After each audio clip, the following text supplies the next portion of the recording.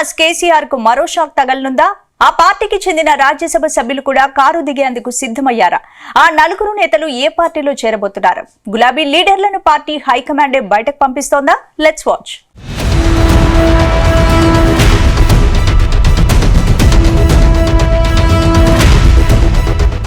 BRS అధినేత కేసీఆర్ కు ఆ పార్టీ నేతలు వరుస షాకులిస్తున్నారు. రోజుకో నేత పార్టీ మారుతూ పార్టీ హైకమాండ్ కు సవాల్ విసురుతున్నారు. పార్టీ మారొద్దంటూ అధినేతే స్వయంగా నచ్చచెప్పినా మా దారి మాదేనంటూ బై చెబుతున్నారు. తాజాగా Rajendranagar MLA Prakash Goud, Serilingampally MLA Arikapudi Gandhi party మారారు.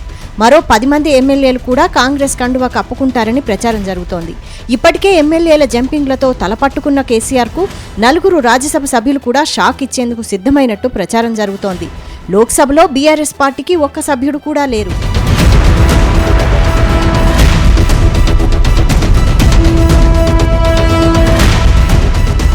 రాష్ట్రంలో కాంగ్రెస్ పార్టీ మంచి ఊపు మీదుంది. వీలైనంత త్వరగా బీఆర్ఎస్ పార్టీని ఖాళీ చేయాలని చూస్తోంది. అయితే ఈ అవకాశం కాంగ్రెస్ కు ఇవ్వొద్దని కేసీఆర్ ఆలోచనగా తెలుస్తోంది. వారిని కాంగ్రెస్లోకి కాకుండా బీజేపీలోకి వెళ్లాలంటూ సూచించినట్టు సమాచారం. రాష్ట్రంలో కాంగ్రెస్ మరింత బలపడితే భవిష్యత్తులో బీఆర్ఎస్ కు మరిన్ని కష్టాలు తప్పవు. అందుకే బీజేపీలో చేరాలంటూ ఒత్తిడి చేసినట్లు తెలుస్తోంది. ఇటీవల బీఆర్ఎస్ వర్కింగ్ ప్రెసిడెంట్ కేటీఆర్, మాజీ మంత్రి హరీష్ రావు వారం రోజులు ఢిల్లీలో పర్యటించారు. కవితతో ములాఖత్ పేరిట మకాం వేసిన నేతలు బీజేపీ పెద్దలను కలిసినట్టు ప్రచారం జరుగుతోంది. వారి సూచన మేరకే నేతలు బీజేపీలో చేరేందుకు సిద్ధమైనట్టు తెలుస్తోంది.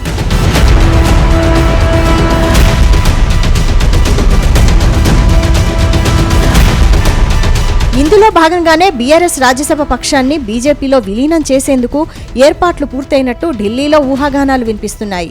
గులాబీ పార్టీకి చెందిన నలుగురు రాజ్యసభ సభ్యులు బీజేపీలో చేరబోతున్నట్టు సమాచారం. ఇప్పటికే 3 ఎంపీలు రాష్ట్రపతి, రాజ్యసభ చైర్మన్ జగదీప్ ధన్కర్తో సమావేశమయ్యారట. విలీన అంశంపై చర్చలు జరిపినట్టు తెలుస్తోంది. వారం రోజుల క్రితం ఢిల్లీ పర్యటనకు వెళ్లిన కేటీఆర్, హరీష్ రావు ఢిల్లీ పెద్దలతో చర్చలు జరిపినట్టు టాక్ వినిపిస్తోంది.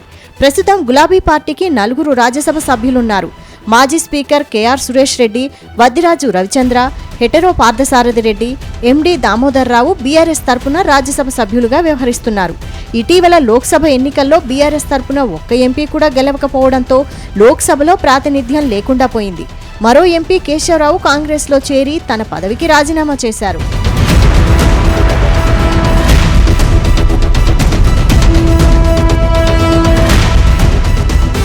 ఇటీవల పార్టీ మారుతున్న నేతలంతా కేసీఆర్ కు అత్యంత సన్నిహితులు కావడమే పలు అనుమానాలకు తావిస్తోంది.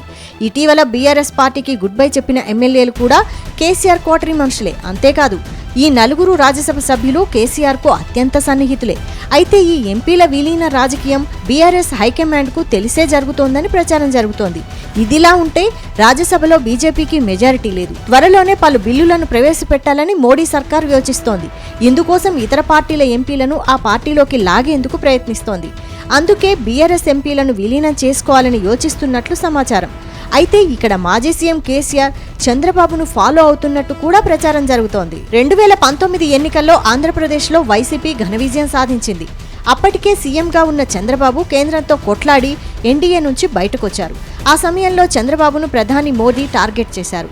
ఆ పార్టీకి చెందిన ఎంపీల కార్యాలయాలపై సీబీఐ, ఈడీ దాడులు జరిగాయి. ఈ పరిణామాలతో షాకైన చంద్రబాబు మోడీకి వ్యతిరేకంగా గట్టిగానే పోరాటం చేశారు.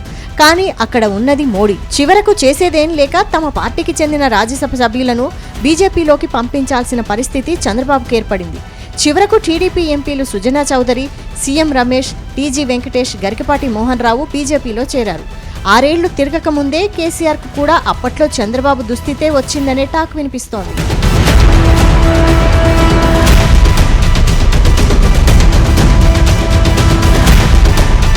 మొత్తంగా బీఆర్ఎస్ ఖాళీ అవుతుండడంతో పార్టీ క్యాడర్ మాత్రం టెన్షన్ పడుతున్నట్లు తెలుస్తోంది.